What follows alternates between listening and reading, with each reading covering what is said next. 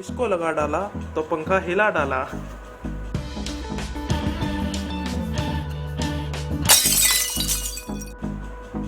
Hello guys, स्वागत है मेरे YouTube चैनल पे। तो बिना देरी करे इसका अनबॉक्सिंग प्लस रिव्यू आपको बताता हूँ मैं। स्वागत है आपके टेक मिस्ट्री सॉल्वर पे। गलती से भी इसे मत लगा देना। तो चलिए शुरू करते हैं। इसे नहीं लगाना है आपको, ये छोटे कंडेंसर लगाने हैं। कभी आप इसे लगा दो और आपको पता चले कि पंखा धुएं दे रहा है। तो चलिए शुरू कर लेते हैं। देखिए, पंखे में बेसिकली ये कैपेसिटर लगाया जाता है। ये टिपकॉन कंपनी का कैपेसिटर है, बहुत ही बेस्ट क्वालिटी का कैपेसिटर है, 1 ईयर की वारंटी के साथ आता है। यहाँ पर देखिए इसके MFD लिखे होते हैं। सबसे ज़्यादा कन्फ्यूज़न होती है कि पंखे में कौन सा कंडेंसर लगाए, कैपेसिटर कौन सा लगाए। बेसिकली इसे कंडेंसर कहते हैं।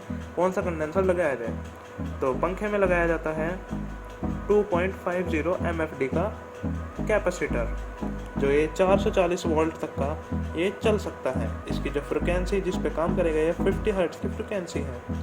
अब यहाँ पर देख लेते हैं इसकी MPP, ये 85 डिग्री सेल्सियस तक का काम करेगा। अगर जो 85 डिग्री सेल्सियस से ज़्यादा गर्म हो जाता है तो ये जल जाएगा।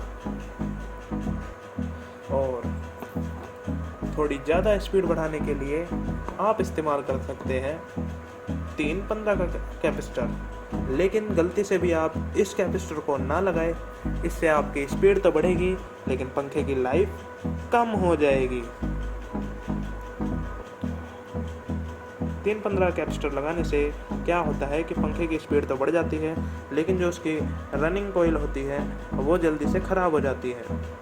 और रनिंग कोयल अगर जो ख़राब हो जाएगी तो पंखा आपका जल्दी से जल्दी फूक जाएगा, जो हम आप कभी भी नहीं चाहेंगे कि हमारा पंखा जल्दी से ख़राब हो जाए। तो 315 कंडेंसर ना लगाए, कंडेंसर लगाए 2.50 का। अब बात कर लेते हैं, कुछ लोग ऐसे भी होते हैं जो सोचते हैं कि अगर जो हम 4 का कैपेसिटर लगा देंगे तो पंखा तूफान बन जाएगा। लेकिन ऐसा कुछ नहीं होगा।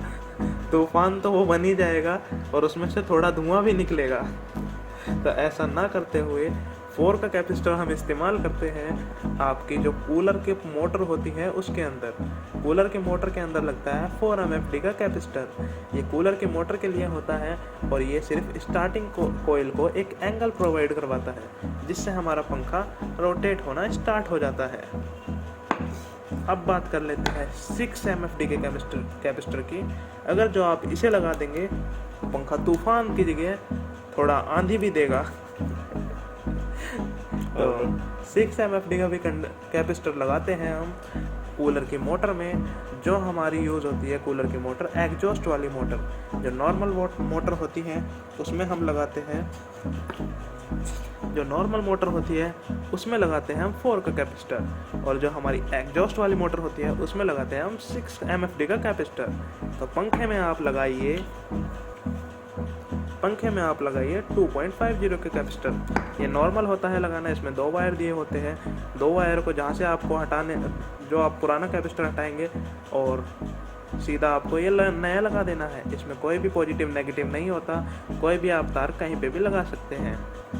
या तो ये ऊपर हो जाएगा या ये नीचे हो जाएगा, कोई इससे दिक्कत वाली बात नहीं है। अब बात कर लेते हैं जो हमने आपको वीडियो के फर्स्ट में दिखाया था कि ये कैपेसिटर लगा डाला तो पंखा हिला डाला। इससे तो आपका पंखा बिल्कुल ही हिल जाएगा। ये 36 MFD का कैपेसिटर है। ये यूज़ होता है समरसेबल की मोटर में। जो आपके घर में समरसेबल लगा होता है उसकी मोटर में 36 MFD का कैपेसिटर लगा होता है। ये भी मेड इन इंडिया प्रोडक्ट है, टिपकॉन कंपनी का है। टिपकॉन एक अच्छा ब्रांड है जो कि बढ़िया, देखो इसके नीचे लिखा भी हुआ है फॉर समरसिबल पंप एप्लीकेशन।